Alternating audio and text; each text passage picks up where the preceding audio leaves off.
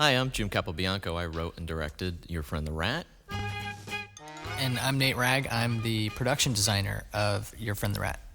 Hello, I'm Remy, and this is my brother Emil. So the idea of the film came while I was working on the feature way back in 2000, because we always do all this tons of research on our films, and I thought, wow, wouldn't it be neat to actually use some of this in the short? You did not say... You know, a lot of people at Pixar have come from 2D, myself included, and love the form. And it was a great opportunity for a lot of animators to do 2D again. And so many people just embraced it. And unfortunately, we couldn't utilize all the animators at Pixar who do 2D or even wanted to try it. But we were able to get a good group together to handle it. And they all just had a blast. And I had a blast working with them to do this. And some of them had never even animated in the style of 2D before. The look of it came out of the old Disney 50s educational films that were done by Ward Kimball and others at the studio, and kind of one of the driving forces behind it to emulate those films a little bit. But it was really economical to do, and I thought that would be neat to do the short in that style. I think we were really trying to find our own voice within that, using that as a jumping off point. And actually the thing I found working on this was like, how do you make these sort of dry, some of these facts could be kind of dry, how do you make them entertaining and fun? And one of the challenges of putting the film together was trying to think of what is a funny way to get this information across, and in a succinct amount of time as well. But always add that little flourish to it, because that's actually what was wonderful about the Ward Kimball stuff, is that even no matter how limited it was or stylized, he would always add this little touch of full animation on one's little flourish, and would just bring that much life to it. No, not that one. There it is. Yeah, in a lot of ways, the animation, you're spending just as much time on it. You're just sort of pinpointing what areas you want to animate, Yeah, I think probably the best example of it in the cartoon is in this section right here with the Black Death. We have just a simple drawing of Linguini looking kind of funny. He falls over and just his legs do this crazy little bit of animation, but just having those legs be in there and doing that fun little bit of animation really sells the whole idea that he's dead, but his legs are still kicking around a little bit. That little final bug kick. That's one thing that was kind of exciting about this short, was all the history and everything that goes into this cartoon is handled in a really funny way and isn't really taken that serious. The brown rat, better known as... You're really trying to find what's the caricature of the moment, what's the gag you're trying to get across, and how do you caricature it the best way. Awesome styling of Chinese Zodiac by Teddy Newton, Nate, and Scott Morse. One thing that was exciting for me coming onto this project was with all the short is basically broken down into 3 sections, and the first section is the history section, and Jim really wanted to capture each time period in the shot that we had. So for example, if we have a shot that dates back into the Roman era or in the Black Plague era, we were sort of I was asked to start referencing artwork and basically the way people created art back in those times and try and style it up a little bit so that it had a neat sort of funny flair to it, but it also felt true to how they designed stuff back then. Right, I mean, like the Revolution section, we wanted to get a real woodblock look for it. And even the way the animation was styled was to have a very staccato kind of feel to it. And actually, and if you went frame by frame through that section where the rat hits the other rat, you'd see this one gigantic hand. Yeah, that's one thing that's really exciting about the 2D animation. There's different ways that you do it. You would handle it differently than in CG. CG, everything is kind of spelled out for you in the way you have to do it with the computer programs, but in 2D, it's really more artistically free. The stop motion shot, I just went, what if we did that globe shot in stop motion? And then it just felt like it would fit the the sort of educational aspect of the film. One of the things about stop motion, though, is it's just you have one shot at it, unlike everything else. Well, just like they used to. The video game section that we had, we could have tried to sort of, draw something that felt like Canada, but instead Jim had this great idea that it would be a video game, so we handled it like an 8-bit video game, and it still felt like Canada, but it was really cheesy and silly at the same time. I want to talk about the music a little bit. The music incorporates really well. One of the things I wanted to do, like in the old 50s animation, was to have the music written early enough that we could actually animate to it and it could actually inspire us and be really integrated within the story. And so having Alex Mandel do that, it really, I think, accomplished that. His wonderful collage art from Teddy Newton for this section. Just bits and pieces from everywhere. I don't know where he gets it all. Different magazines and photographs and stuff, and he just puts it all together. Yeah, it really sort of makes you really believe each one of the materials that Emil's chewing through. It definitely feels like, oh, there's a door, there's a pipe, there's some cinder blocks. People should just step through this animation, this 2D animation. It's just some really funny drawings within this, and you don't really see it going by, you just feel it, but the guys did such an amazing job. Very flexible. We can squeeze. I think with this style of 2D too, you get this, it's really based on the design of the look of it is what speaks more than, say, the acting, or you're not really trying to incorporate the illusion of life.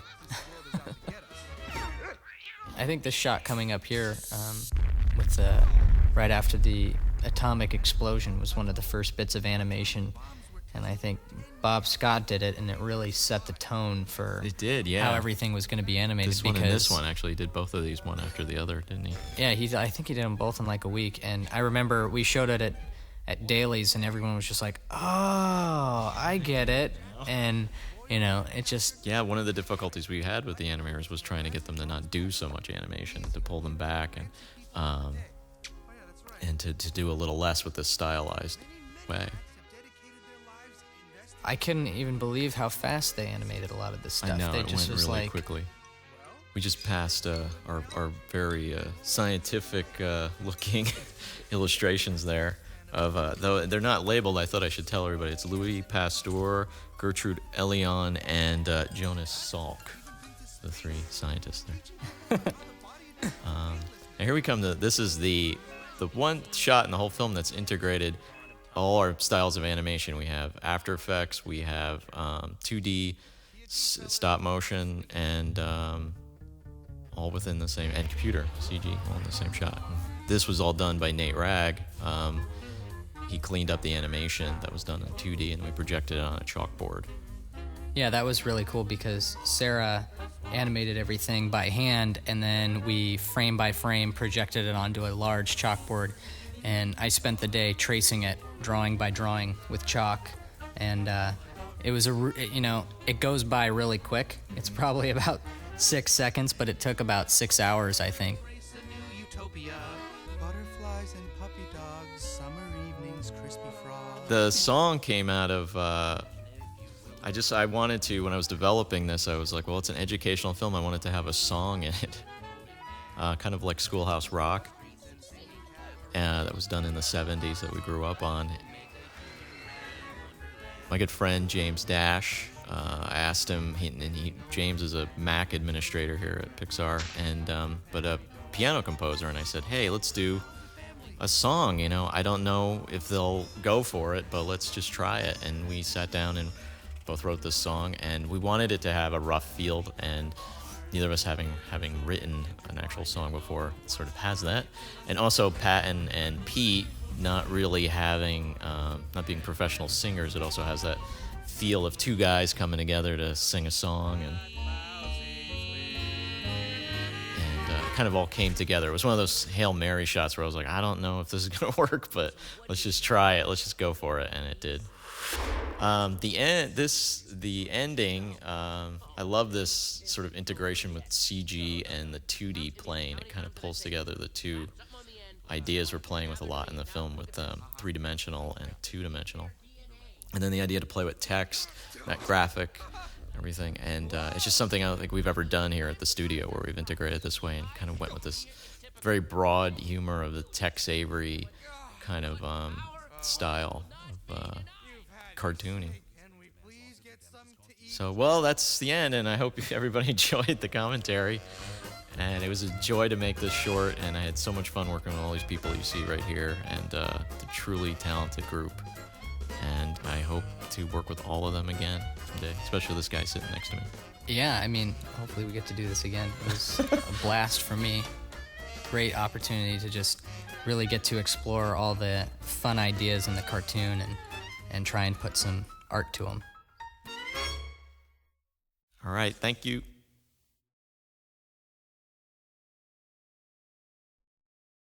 Hi, my name is Doug Sweetland, and I'm the director of Presto. I'd like to take this opportunity to just point out all the brilliant contributions of everyone who worked on this short. But unfortunately, that would take the length of a feature. So I salute you, Presto crew forever.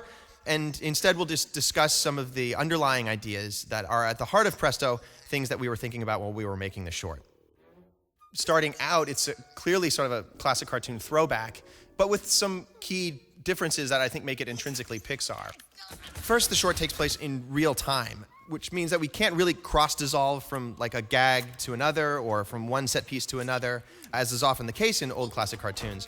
Ours has to run in real time, much more like its own sort of sequence in a feature or something, which makes it then a self-contained story in 5 minutes and not a serial. Lastly, it's entirely pantomimed, meaning that even though they have voices, we can't use jazzy dialogue to kind of push things along. One idea we wanted to convey early on is just that Presto is, well, he's clearly a cad. And that even though he has these powerful magical hats, he doesn't really have any magical powers himself. And so, in a way, this whole act, is sort of his exploitation of these hats and this rabbit rather than by his own merit. In fact, a friend had pointed out how limited his imagination is. He has what might be the most powerful device in the world, this sort of teleportation device, and he only uses it to stage sort of a mediocre magic act. Another important concept from a character standpoint was just making Alec as sympathetic as possible. So here we are in sort of the gag, on-stage, off-stage section of the short, and just notice that Alec's brows are incredibly sad.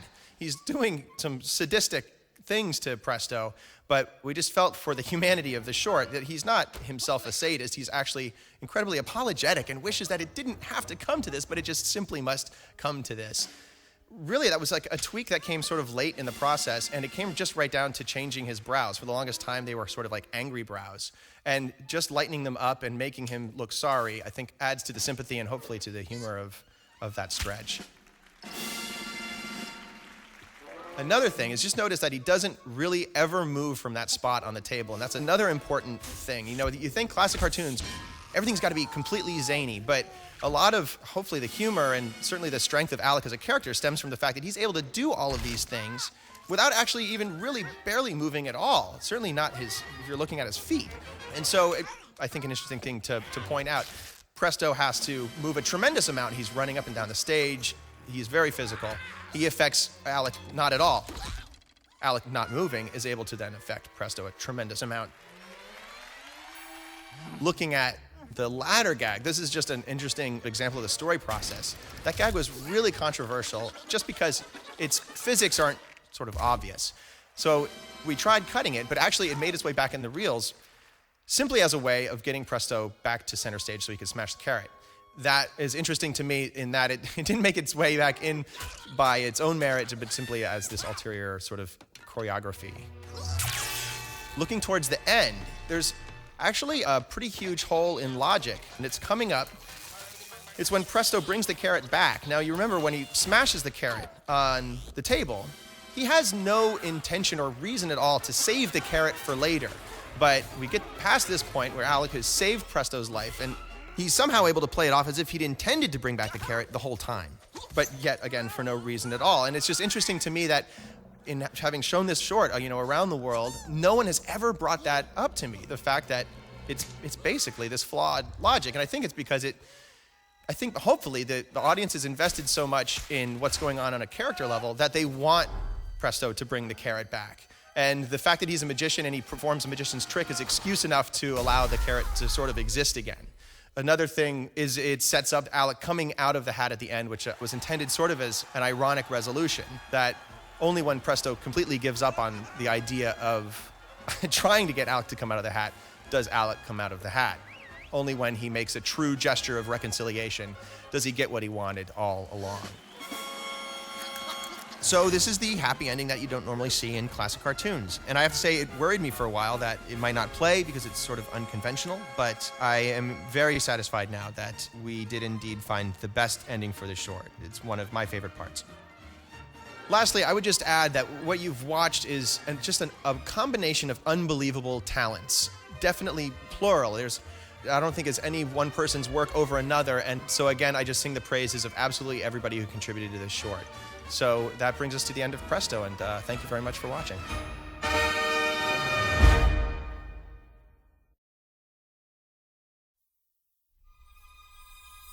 Hello, my name is Angus MacLean, and I was the director of Bernie, the short film that's happening just to the left of Wall-E, feature film. The idea of Bernie came from wanting to do more with this little character that was stuck outside of the ship. Right in the middle of production of Wall-E, I'd animated a scene with Bernie, the scene that appears in the feature, and I wanted to animate this particular shot because Bernie was a welder and my father at one time had been a welder. And I realized that we never found out what happened to Bernie. So I pitched to Andrew Stanton, director of Wall-E, that we cut back to Bernie later on in the story. And this central idea of Bernie getting the screws put to him is a joke that's set up but never really paid off in the feature. And so Andrew couldn't figure out a way, without slowing the pace down, of showing Bernie again in the feature film, but he encouraged me to board up something as a short film, potentially. And the result of that is Bernie.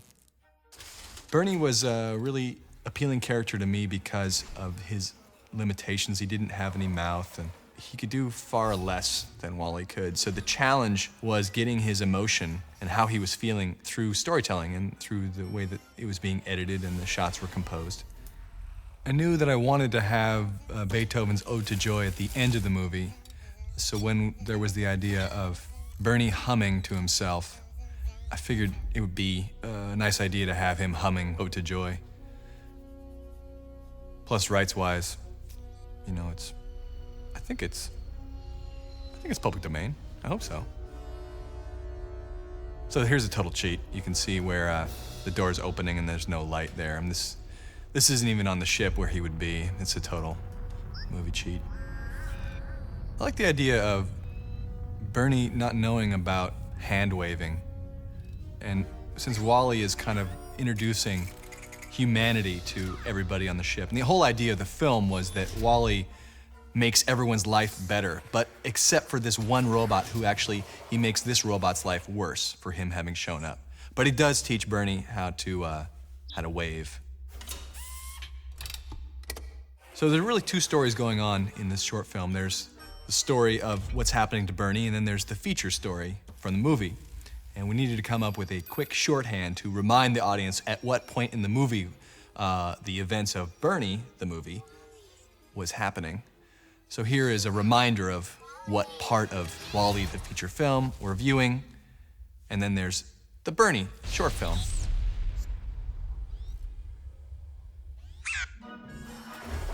Here his boss has 3 of these light spires, so the audience knows he only has 3 chances. Successful movies have a series of rules that you're following, and you understand the parameters, and then you play with those. The parameters here, there are 3 light spires, so he has 3 chances. And with those set of rules, it was clear like what each character was thinking. So he is successful here at attaching one of the light spires, but it's not on. I tried to tell earlier that he had to turn off the power before he operated on the light, which is really good to learn, that you should always turn off the electricity before doing any electrical work. This section is really meant to be what you missed just after the shot in the feature of Bernie stuck outside, very lonely, and no one's paying attention. And meanwhile, the film is going on inside. So when we started thinking of ideas of different ways he could get back into the ship, we just thought back to what was going on in the movie, and the garbage area was one of the sections where technically he could maybe get back inside the ship even though the garbage airlock and this particular door isn't exactly in the correct orientation in the spaceship in the movie, but no one knows that, it's fine. To me, what's really, really funny about this universe of Bernie, this kind of subterranean world that he works in, is that his only job is to attach broken light spires on the ship. That's it. And then Supplier's only job is to just distribute these light spires. So each character only has really one thing that they're supposed to do. The mechanics of this, of how Bernie would have to press this button and then that would be the thing that would finally light up the light, was difficult to sell. I don't know if it actually reads, but it was important that he not actually get the light on automatically so it wouldn't ruin the end joke. You notice the elevator here says ELV 426, which is a thinly veiled reference to Aliens. The planet on Aliens and Alien is LV 426, so that's elevator 426. Totally nerdy.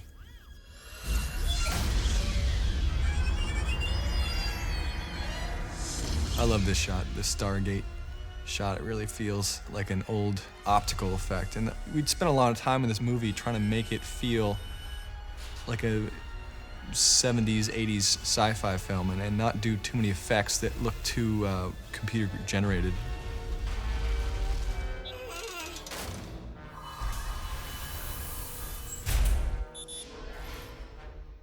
Bernie stands for Basic Utility Robot Nano Engineer, which is completely made up after the fact. Originally, I was thinking about calling him Weld R, and when we made the feature, his name was RepairBot. I feel like acronyms, especially in late 70s, early 80s, were very big with robots. You needed to have an acronym. You couldn't just call a robot Bob or Maximilian. It had to stand for something really, really ridiculous.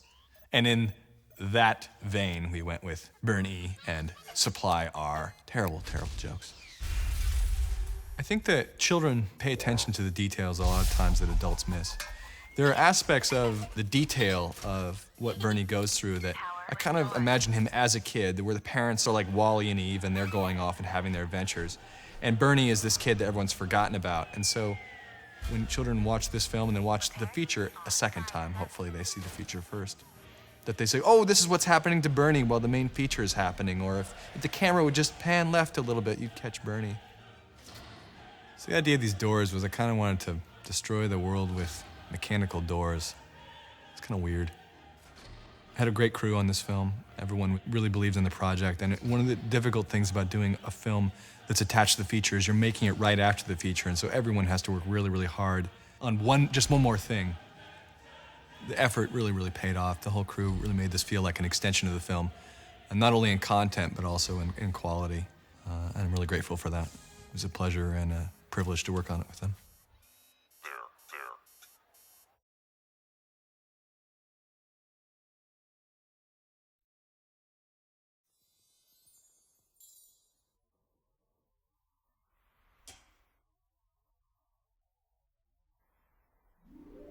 Hi, my name is Pete Sohn, and I'm the director of Partly Cloudy. And this is the first thing I directed here at Pixar.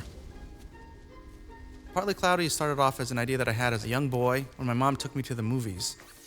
My mother, she's Korean, so movie experiences with her was very interesting because she didn't speak or understand English very well.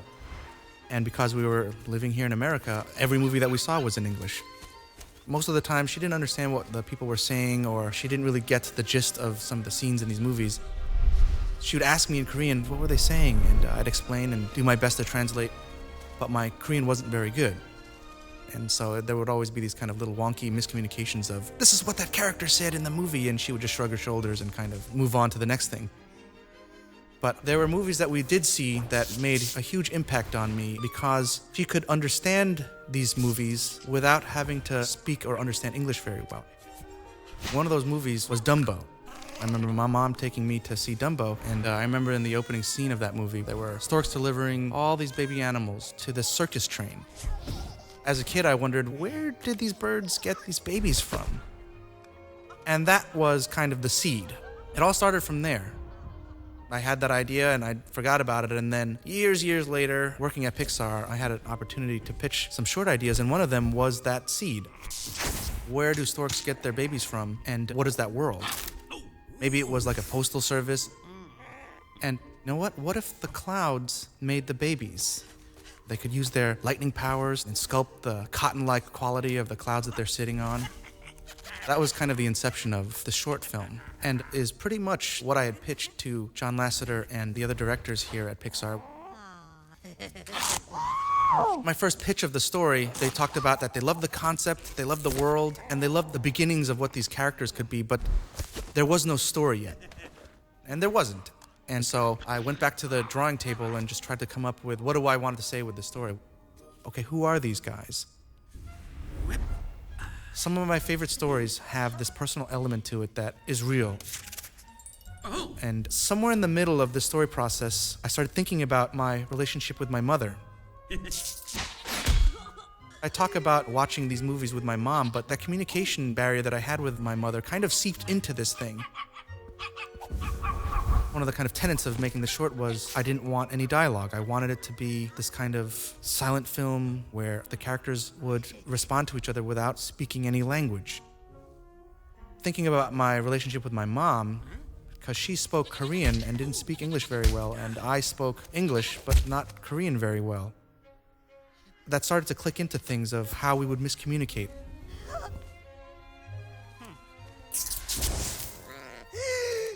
I started thinking of this cloud as my mother, and I am the stork, trying to communicate with my mom and how to solve this weird miscommunications that we had all our lives. What's the answer to that? I always wanted to do best by her, but sometimes she thought I was trying to do something negative, or she misunderstood something and explode her top, and I would have to reel back and look, no, that's not what I meant to say or what I meant to do. I'm sorry, you took that wrong. And that kind of fit really well with what the story was turning out, because once I set up that Gus the Cloud character had other clouds that were making easier and cute animals that looked fun to be with, it was that kind of miscommunication that I thought, that I could exploit. Okay, what if this bird always kept looking over there to the fun cloud, and Gus would think, does this bird want to leave me? There are definitely experiences that I've had with my mother where she would think, are you trying to do that? And no, that's not what I'm trying to do. But how do I communicate that without saying it in dialogue? And it was all about this idea that, you know what? I don't speak the same language that you do. I love you. I am here for you. And how do I best express that to you? The ending came from thinking about a gesture. When I was a kid, my mother used to draw with me all the time. When we'd fight about language problems or things that were happening in our lives, but then I could communicate with her with drawings, and there was this kind of gesture that I could make contact with her with art. This ending in the short really was about how to communicate a gesture of love. When Peck the stork comes back and reveals that all he's looking for was this protection, that's the gesture. That was the gesture of love, saying, I love you, I'm not going anywhere. I'm gonna always be here for you. Bob Peterson was a huge help in finding that last gesture, so thank you, Bob, for the love. Thanks, John Lasseter, for the guidance. There's so many people to thank, but just one big cloudy hug for everyone that was giving and showing and supporting the short.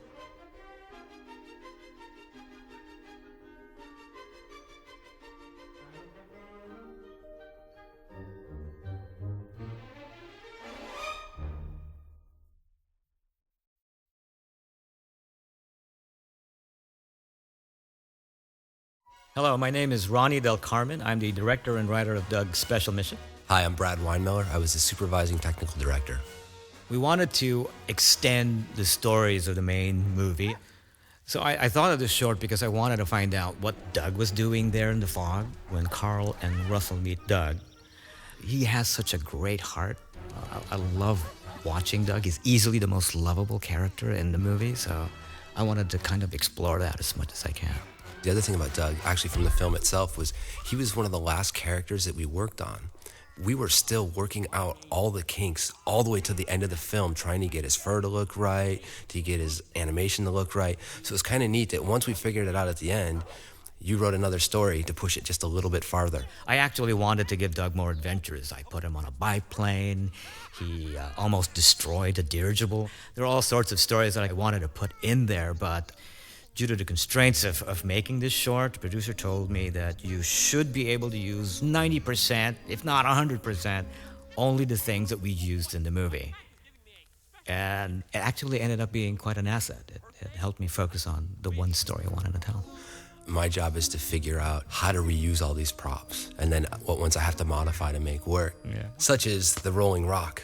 We didn't have any large boulders in up. We had a lot of flat rocks. So what we did is we took 2 rocks, merged them together to make one. And it looked perfectly okay until I looked at it and say, hey, that kind of looks like a monkey. And it's one of those things that once you see it, you can't unsee it. Every time I see it, it's the monkey rock. Aha! I see you, Rock. I love doing the art direction for the short. I am my one-man band there at the beginning, figuring out, what colors do I want here? What kind of lighting do I want here?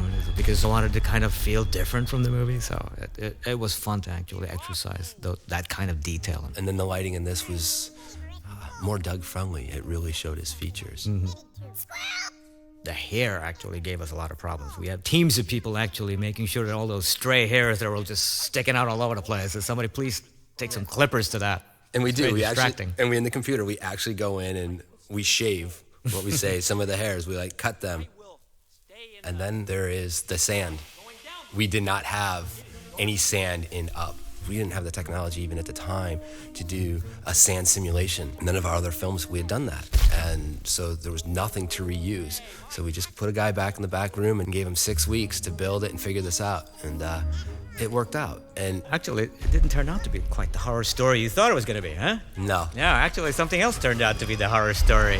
Yes. A simple net. Yes. The net originally in the film was seen at night and didn't catch any characters. Here we see it in daylight and catch 3 dogs. So there was a lot of hand tweaking to get this net to look right. Doug is so sweet. You really can't be mean to him. So when you meet him, you instantly love him, and he instantly loves you. But in the end, also, it's like all of the things that we did in the short actually was about being mean to Alpha, which tended to be okay because he was trying to be mean to Doug. What I really liked about these shots was that we pushed his character even more, even on a technical level. His animation is so much more alive. His facial expressions were pushed farther in the short than it was in the film. He's a little more cartoonier here. So during the making of the short, we were all talking in meetings like this.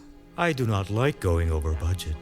The producer, the editor, hi, what problems do we have to solve today?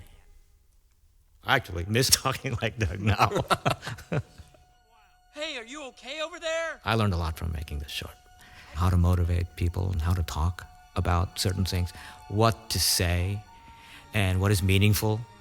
What I liked is in my role, I got to learn more about story because we're such a small team. There's no compartmentalization. People talked to each other about the problems and brought all of their skills, regardless of what they're slated to do on this. They actually came together and tried to solve the problems, whether it's in story, technical, lighting, or whatever. And the entire crew had a blast. Afterwards, they're all like, let's do this fun. again. Yes. It has been a good short to make.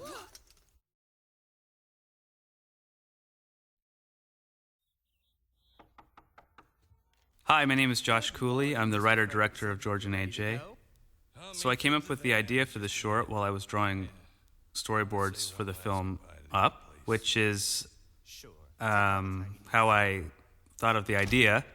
And, I can't do this. Let's just use the narrator. Can we do that? Let's bring him in. Hello, everyone. So, what can I do for you? Hey, thanks for coming. We're recording this director's commentary for this short. I'm really bad at this. Do you think you can do it and make it sound more exciting? Oh, sure. You mean like this? Live from the Pixar Animation Studios recording booth, located in fashionable Emeryville, California, you're listening to the George and AJ Director's Commentary with your host, writer/director Josh Cooley. So how was that? Yeah, perfect. Keep going. It was the month of September, the year 2008. Josh Cooley, a ruggedly handsome yet humble Pixar story artist, was working late drawing storyboards. Suddenly, he had an epiphany, and its name was George and AJ. This is the incredible true story of one man's journey to bring an animated idea to life. How did he do it? We'll find out right after this commercial break. No. There's no commercials in the commentary. Really? You sure about that? Yeah. All right. Bringing George and AJ to the screen was a daunting task. The film required one of the largest film crews in cinematic history. A staff of over 10,000 artists worked on the film for more than 24 years. Whoa, wait a second. Actually, the crew was pretty small. I did all the drawings. Catherine Kelly animated them in After Effects, and Tim Fox cut the film. And we did it all in under a year. Don't interrupt me again. Nothing you're saying is true. You're not even following the script. I don't care. I said don't interrupt me. The producers of George and AJ knew they had a hit on their hands, so they provided the film with a modest budget of $400 million. No. The budget is not apparent in the final film because the director spent most of that money on gold-plated jet skis and random vacation trips to Mexico. Okay, not true. We didn't have a budget. It would have been too expensive to do in CG, so basically what you're watching is A-list celebrities from around the globe flew to Pixar by jetpack to perform the voices in the film. Actually, the actors are all people who work at Pixar. Again, because of the budget, it was just easier to go to people The that musical score was performed completely impromptu by a 400-piece German Oompa band and a choir made up of actual angels. No, the music is all film score from Up, written by Michael Giacchino, who composed other Pixar scores like Ratatouille, The Incredibles. George and AJ is such a powerfully emotional film. It can heal the sick instantly upon viewing it. No, it can't. When the film was finished, all of the world's leaders united to watch George and AJ together. You're a liar. They declared it the single most important piece of entertainment ever seen by the human eye. Are you done? So the film was placed into a rocket and shot into space. Stop talking. In the hopes that it would reach distant alien planets and enrich their existence as well, which it did. Would you please leave? The Gorbak people of the planet Nolocon watch George and AJ twice daily, and it has become their sacred ritual. I hate you. And so we thank you, Josh Cooley, for bringing peace and balance to the galaxy through the power of animation. Okay, we're done. Thanks to all these people whose names you see who supported this production, and thanks for listening.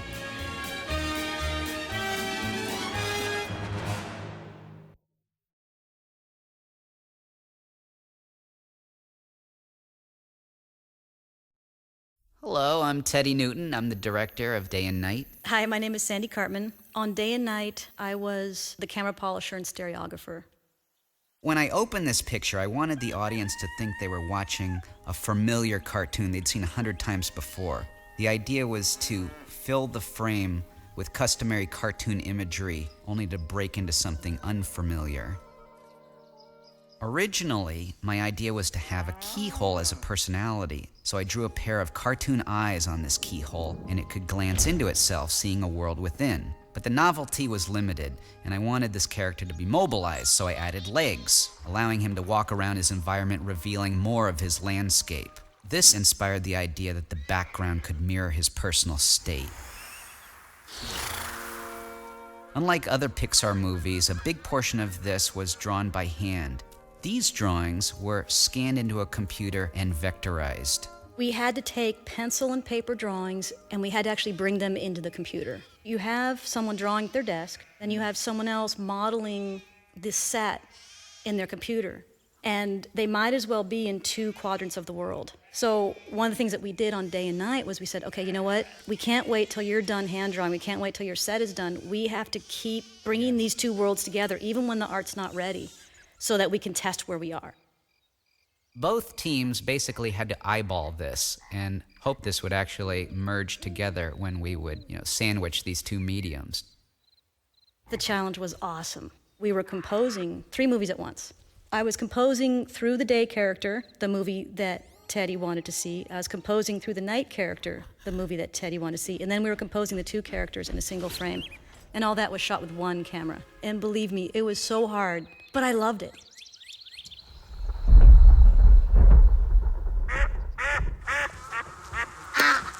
Not only did I want the internal landscapes to reflect the experiences the characters were going through, I wanted the sound to do the same.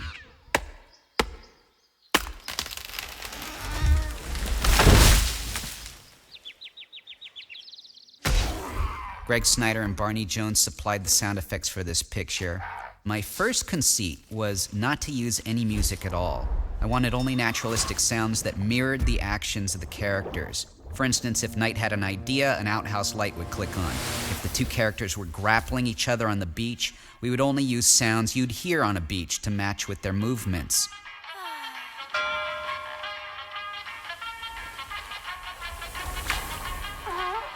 Eventually, we did end up using music, but primarily as source music that stemmed from the world.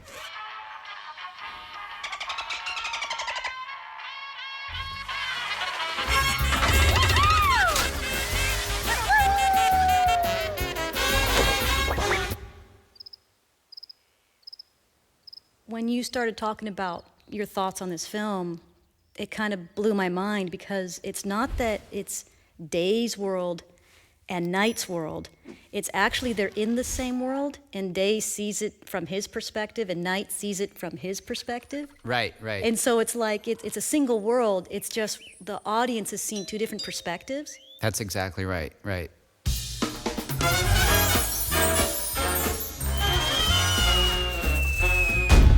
That Pixar, Day and Night was the first film really conceived around the thought that this is going to be in stereo. Stereo is anything that's projected when you don't just see it on the flat screen. So stereo is like 3D. If you saw this film in 3D, you'd notice that the stereo effects were deliberately played out quite flat at the beginning of the picture. And it wasn't until our characters became interested in one another that the depth became more evident. Fear of the unknown.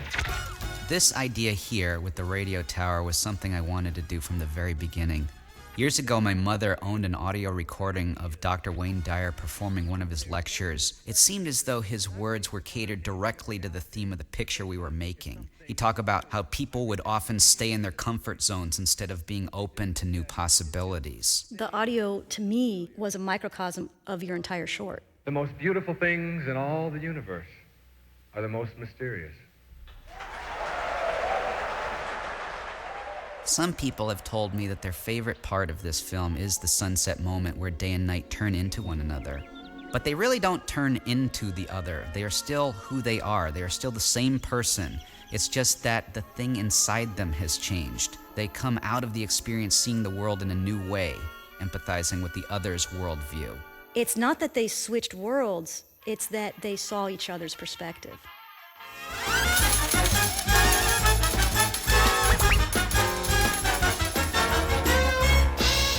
Well, this looks like it's the end. Here's the credits. Look at these names here. These are the crew. I think these people actually exemplify the theme of the movie in the way they made the movie. They took on the fear of the unknown rather than strayed from it. That's true. It was really kind of cool. I am quite impressed by all of these people. I think everybody was very devoted. Yeah, good times.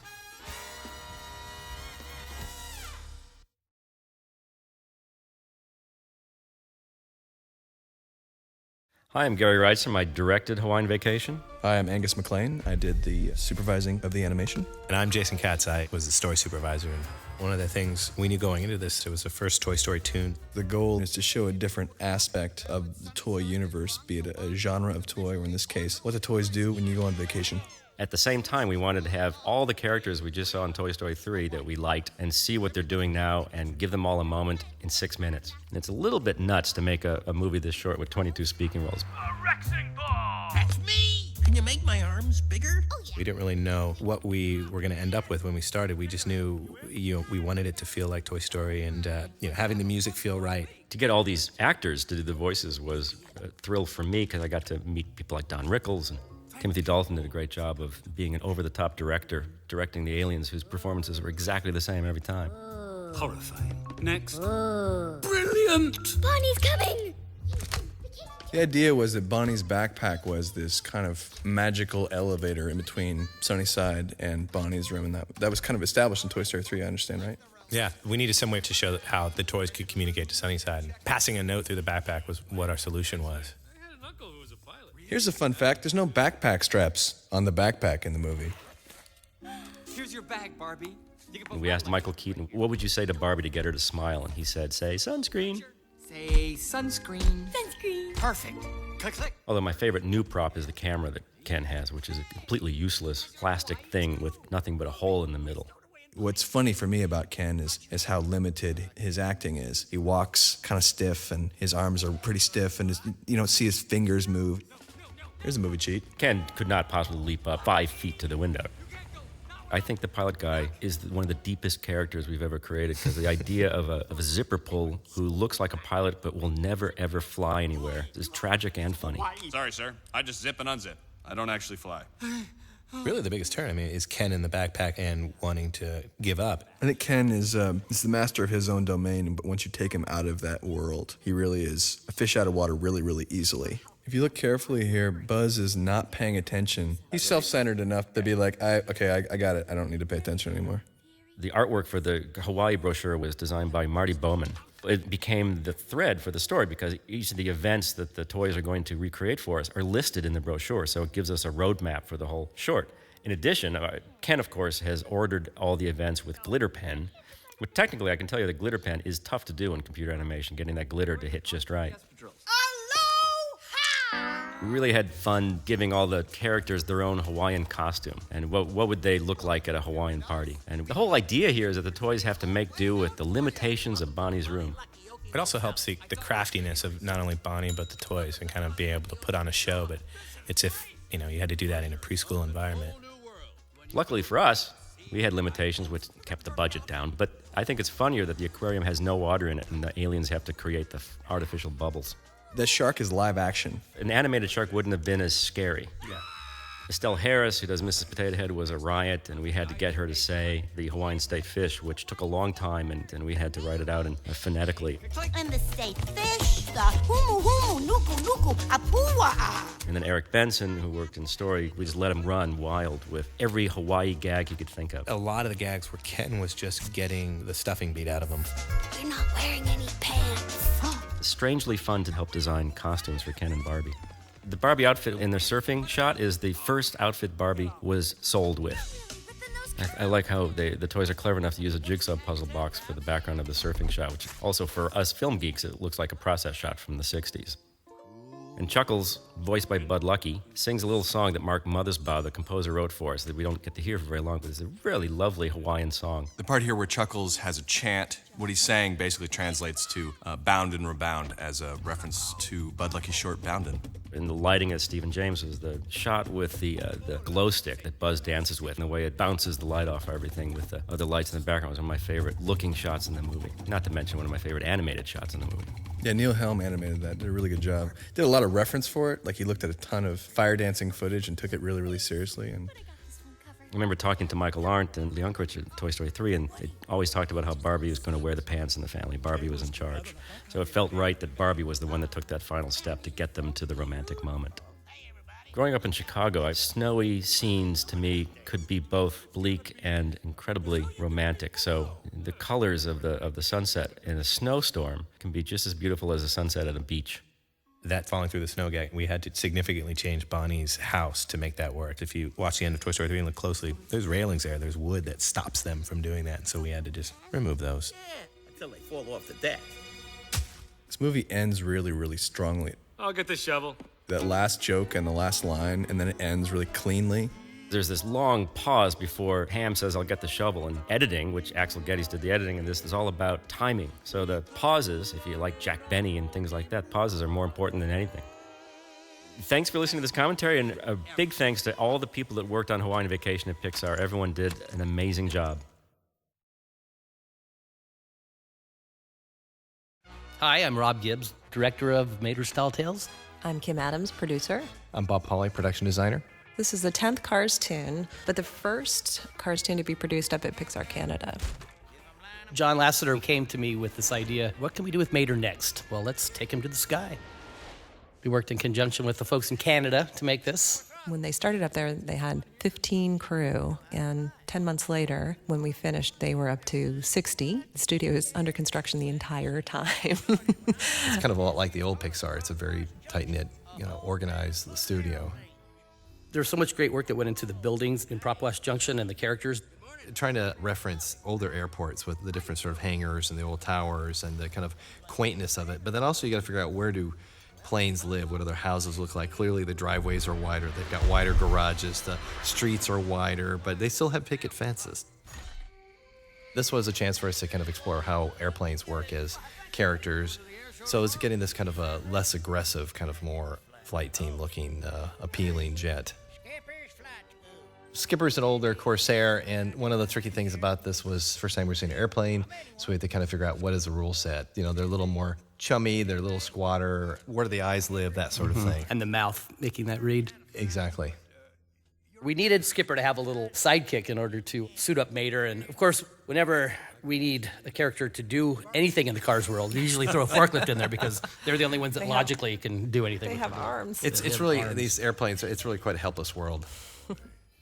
And another thing that was fun was to incorporate actual airplane terminology. So Yeah. it's like, okay, it's got to make some sort of sense. We got to, Yeah, those instruction cards are real, right? Aren't they based We on created real? Well, they're them, kind of but based on some, yaw pitch, all those things. The airplanes have faces on them, so that's something Bob, I think, insisted on.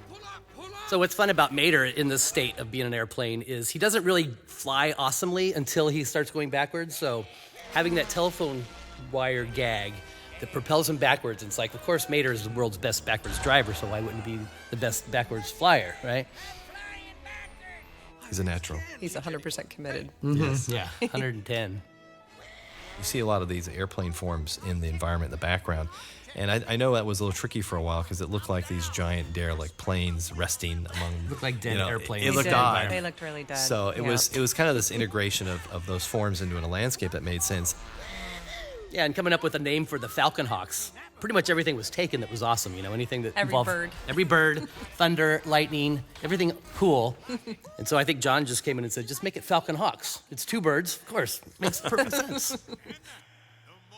There's a gag I really wanted to get in there, but I kind of waited too late to do it.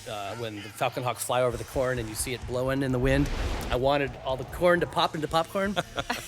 Wasn't there a big deal about corn and how much corn and tall enough around the runway and all that? Yeah, well, we kept asking for more corn. We referenced a lot of DVDs and videos that had formation flying from all different flight teams. Just those angles of being under the wing and then the split screen.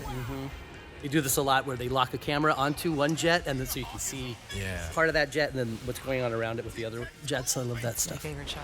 Yeah. At one point, we were trying to get the short down to a shorter length, basically. And so I had done this trim pass, and I took out some of the gags, the bowling pin gag and the tic-tac-toe gag, and just kept the Mater masterpiece that he painted. And we showed that to John, and he said, you took out everything that was fun about it. So we showed him the longer version with those gags in. He goes, yes, that's what we have to do. Bill Cohn, Tony Christoph we're all production designers on this one together. You could just watch this thing and just only watch the skies because it's really just beautiful.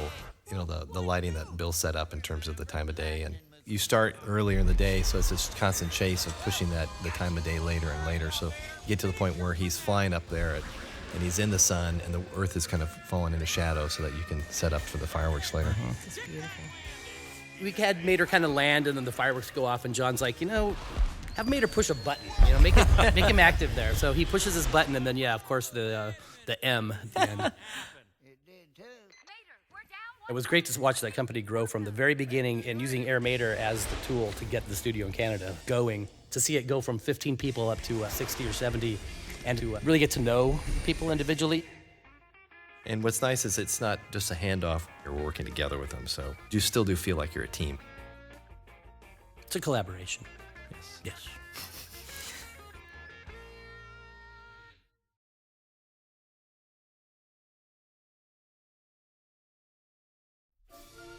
Hello, my name is Angus MacLean, writer-director of Small Fry, the second Toy Story tune. I love toys. I really enjoy fast food toys. I also grew up in a family of psychologists. My sister and my mom are both psychologists. So out of that, Small Fry was born. For this film, I went out and I went to 15 fast food restaurants in my hometown of Portland, Oregon in like a day, just to see a snapshot of what toys are being made now. And that's how we based the assortment for the Star Command display in the beginning. Buzz Lightyear is the coolest toy, And the coolest toy in the display is always sold out. And the belt buckle is the toy you don't want that you'll always get. When I was in college, I worked at a ball pit. I had a whistle, and I made sure that the kids played nice. As a kid, the ball pit is the dream come true. I don't know why, but as a kid, you just want to live in a ball pit. As a teen and an adult, you realize that the ball pit is a nightmare. It was not a sanitary place. Working with the original voice talent from the Toy Story films is a real treat because they know the characters really, really well. The characters in the support group are so weird that to have this kind of the anchor of the original voice talent that reminds the audience it's a Toy Story short allows for the kind of weirdness in the other parts. Each of these characters in the support group represents, to me, a different genre of the types of things that were going around the popular culture in the early 80s when I was growing up. They're kind of cheaply made. Each has like one function, and the limitations that are within those toys are something I find incredibly appealing. The concept is taking two ridiculous ideas and mashing them together. Super pirate or ninja clown. It's very clear. It's two things that don't go together, and you get a laugh from that. Taekwondo is one of the more shameless puns, and that really came from this idea of a character whose hand was up, but that was just part of their function. Yes, Taekwondo. It kind of looks a little bit like Bambi's mom. So maybe Bambi's mom didn't die. Maybe she joined an international mixed martial arts fighting circuit. I talked at length with my mom and my sister about what types of personalities you would have in a support group. And they were talking about just different stages people might be at. Naturally, the big Buzz Lightyear, he's in the denial stage as far as Neptuna sees, because he hasn't been able to accept that he has an issue. Recycle Ben is at acceptance. He's meant to be this kind of PSA character that gets kids excited about recycling. Franklin is kind of at anger, Franklin the Eagle. He's from a fictitious CGI film called Constitutional Condors that tells the story of the Revolutionary War, kind of reimagined in the United States, populated by anthropomorphized birds. Probably my favorite character is T-Bone. I just like the idea of something really kind of disgusting like a T-bone steak transforming into a robot. It's such a wrong, crazy idea. In the TV show, the Steak Force fears the healthy, life-extending agenda of the evil vegetarians. So then the government establishes the Steak Force, a commando squad of heroic robots dedicated to mandating a meat option for every meal. And the whole show would be sponsored in part by the Meat Council, which I think we made up. I don't think there's an American Meat Council. There's separate councils for different types of meat. John wanted me to make sure that I had backstories for all of the characters in the group. What toy line they came from. Was it from a TV show? Was it from a movie? And so I wrote them all out. I also wrote out what were the other toys in that assortment, say for the Steak Force promotion for T-Bone, or the Rappin' Robin in the Hood promotion for Funky Monk. And John would kind of quiz me. We'd be in a review and he'd be like, "Oh, what's the beef stewardess? What's the story? Oh, she's from the airline Dairy Air. It's about a barnyard airline." I think in general that's what we try to do, is put things into the film that made us laugh, but have it not be so personal to us that it didn't read to the audience. You know, you write these jokes and then you record it and you just kind of take what's funny, and along the way, what's funny changes depending on what stage of production you're in. And you try your best to listen to it with fresh ears each time you see it. Gary Grappling Hook is really just a narrative device as like a funny way to get Buzz out of the scene. Gary is one of the few toys that actually gets used and has his moment. There's a complete arc for Gary. Plus, I think grappling hooks are the coolest piece of paraphernalia that you can have. I wanted Neptuna to be a strong female warrior who's this mythological combination of a mermaid and this kind of Roman gladiator with like the kind of typical sea denizen axe to grind with humankind's destruction of the planet. I just think it would be a really cool toy. A lot of these ones, yeah, they're cheap toys, but I really like the toy itself. I wanted to make cool toys in the movie because I think if you start with a toy that looks cool and feels real, even though it's not real, like there is no one toy that Neptuna is based on, but there are ideas behind each of the visuals, really specific things.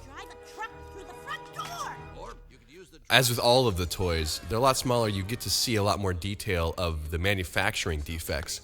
It actually takes a lot more time to make something imperfect and crummy looking. So when you see all these characters and you see all their imperfections, that's just a bunch of work.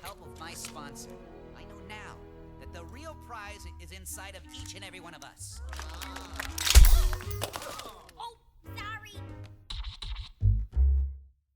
The end credit menu items were the most disgusting menu items we could think of. I think they all end in 99 cents, except for the sandwich, the $2 cluck, which is $2. As you can see from the credits here, a ton of people worked on this film, and they worked really, really hard. The production of this film was done in Pixar Canada, which had never done a Toy Story film before, and this is only their second film after Air Mater. And I think it looks like just a continuation of Toy Story 3, technically. I think it's a real achievement, and I thank everyone who worked on it. It was either going to be Chicken Chopper, Taekwondo, or Tai Cheetah. Taekwondo went out.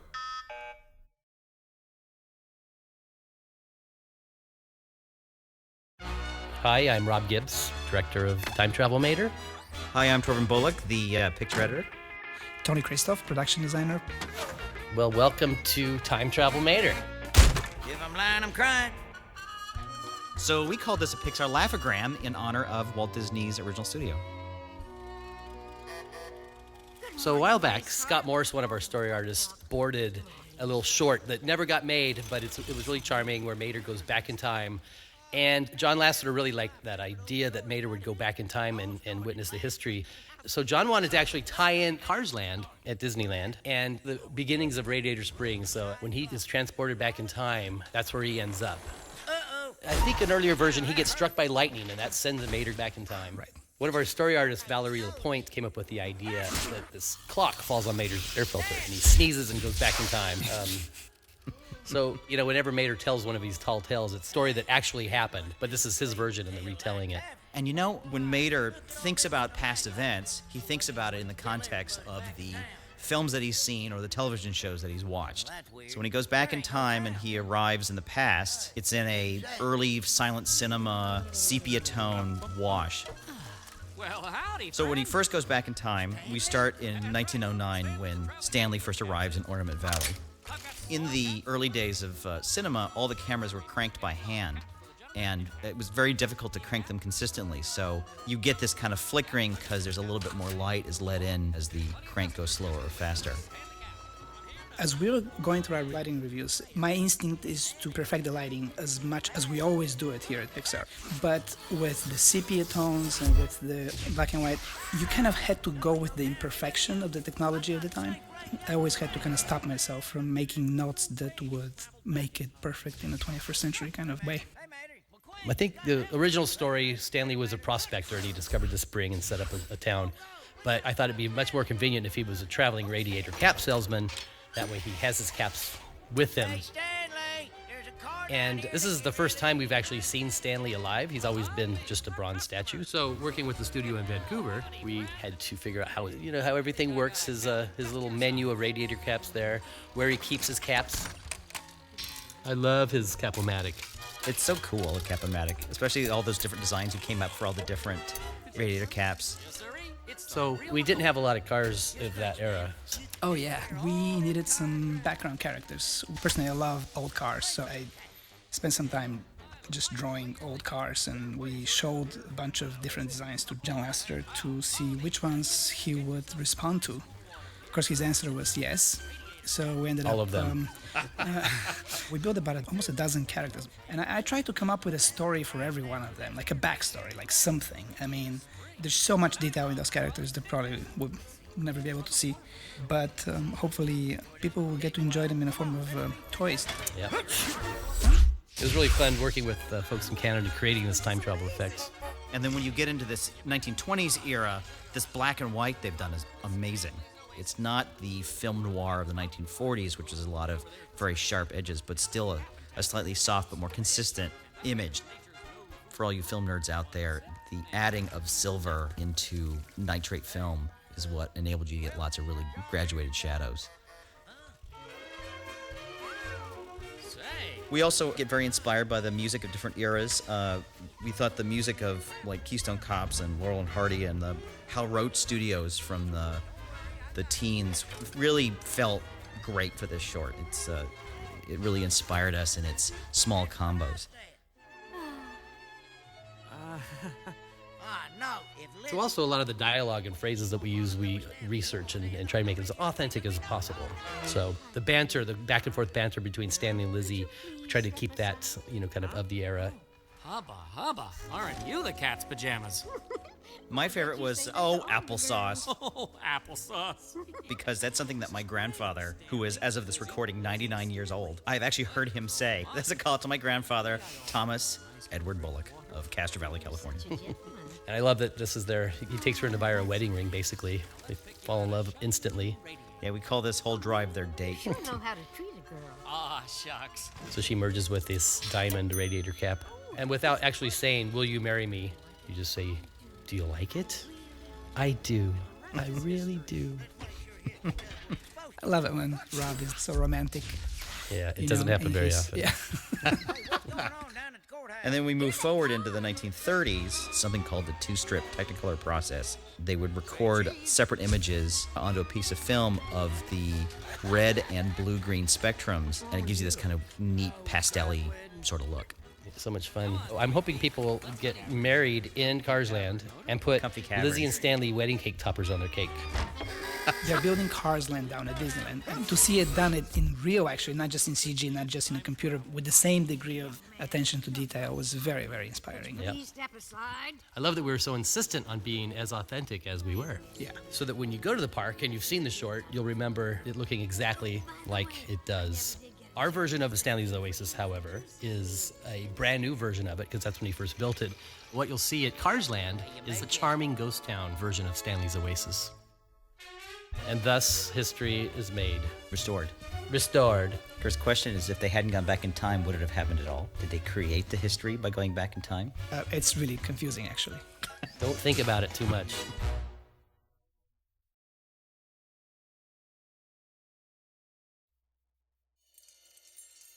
Hi, I am Enrico Casarosa, and I'm the director of La Luna. I'm Kevin Rear, the producer of La Luna. The basic story, it comes a little bit from my childhood. We lived with my grandfather, and my dad and my grandfather never quite got along. So I was the little kid stuck between these two big personalities, and I thought that would be an interesting core to build a story around. Because, of course, trying to find your own way and trying to find your own fate is something we all can relate to. The film has such a watercolor look to it. Yeah, I kind of write with images at the beginning in pencils and watercolors. We call them image boards or beat boards. And at first, I really did like 20 images that were watercolors. And everybody seemed to react to that. So that gave us something to aim for. I thought also we had a story that was very much like a fable, a story that would support a more illustrative, stylized look. So we really brought this feeling of texture. For example, the moon glow as this texture that's given by a watercolor paper texture. So we try to give it to objects, to glows, to the characters, and especially to the backgrounds. What you see in the background, they're pastels done by Bill Cohn, our production designer. It was really fun to put actual media, actual artwork made by hand on the screen. I think that gave a different feel to the short, which is really what I was after. How about your trip to the Genovese boat yard? We wanted a boat that felt old, centuries and generations. I went back to Italy, close to where I grew up, and I found this wonderful old Cantiere Navale Topazio, which is they're just masters at making old wood boats. And the characters in there were amazing. The old boat maker was a lot like Grandpa. He was very opinionated. He felt like, if you don't make a boat with wood, it has no soul, And it's so painstaking the way that boats are made. So we kind of took that upon us, and we really watercolored board by board of this wooden boat. So we felt in our own way, in our own digital way, we really took the time to build this boat. Pay homage to what they do and the craftsmanship. When we went to John Lasseter and we talked about the score, and he said, well, we have this Italian guy who's worked for us on a couple of movies. What about Michael Giacchino? Oh, it was so wonderful to work with Michael. We really made him reach for his roots. He was excited to listen back to Fellini old scores, Nino Rota, and a lot of also folk music, simple guitar music from Naples. Was really inspired by what had inspired me in making the movie. And he really captured something that feels almost Fellini-like, and that was the most I could really hope. And he's such a collaborator. He's a real storyteller. He really understands how to support the story with his music. You have gibberish through the whole thing. Why do gibberish and not gibberish? Yeah. Yeah, I felt there was a little bit of texture, again, that I wanted in there, something that could be a little more pointed. Gibberish is hard to do, and it took us a while to find the right tone. I felt that it could still be very Italian and work with characters that were gesturing a lot. We wanted to capture an Italian flavor and still be very universal. That's the wonderful thing about gibberish. No translations needed, so there's this wonderful thing of the very specific that becomes kind of still very universal. And we found two amazing performers that really embodied the characters. That's what we found was important. One is Tony Fucile, who's an amazing animator who's been in the animation industry for many, many years, but he's a real big daddy. And we also found a great grandpa in a storyteller here in San Francisco, Phil Sheridan. And he was wonderful and very much the character. Before then, we always had someone who was just trying to sound old, and that never quite worked. And the best part was when he said, "Do you want me to do it with my teeth or without my teeth?" Oh, yes. And then he set his teeth down on the table and proceeded to do all the gibberish with no teeth. With no teeth, yeah. Everything you hear is without the teeth. We were kind of half scared and half excited about that. Talk a little bit about the sound effects. Justin Pearson, our sound designer, he went through so much trouble to really try and get the stars to feel simple. I really want to contrast in the way that the stars appeared when Dad and Grandpa were dealing with it. So tile-like, pebble-like, something very mundane, because to them it wasn't important. And then go with a slightly more magical feel when he knocks into the big star. We wanted to feel like there's hundreds and hundreds of stars in there with their own tone, and that took us a while to get right. Talk a little bit about how you found the star, the reflection, the glow. The glow in the stars. Yes, the stars were, from the beginning, I imagined them to be like almost like a frosted bottle kind of feel, a little candle inside a frosty glass. And we had a lot of pastels of glows. So again, I was looking for texture that was imperfect and man-made. And then we overlapped a lot of them, and one of our actually Italian artists, Davide Pesare, did the star shading, and he added all these wonderful, on top of the glow, all these wonderful scratches and little sparkly bits. I wanted these stars to feel like they were as old as the universe, so that they had gone through a lot. They traveled. Yeah, they had different glow, different age. Someone's brighter, someone not as bright, and it's smoky. I love that. I want a keychain of that. Or, a nightlight. Or a nightlight, yes.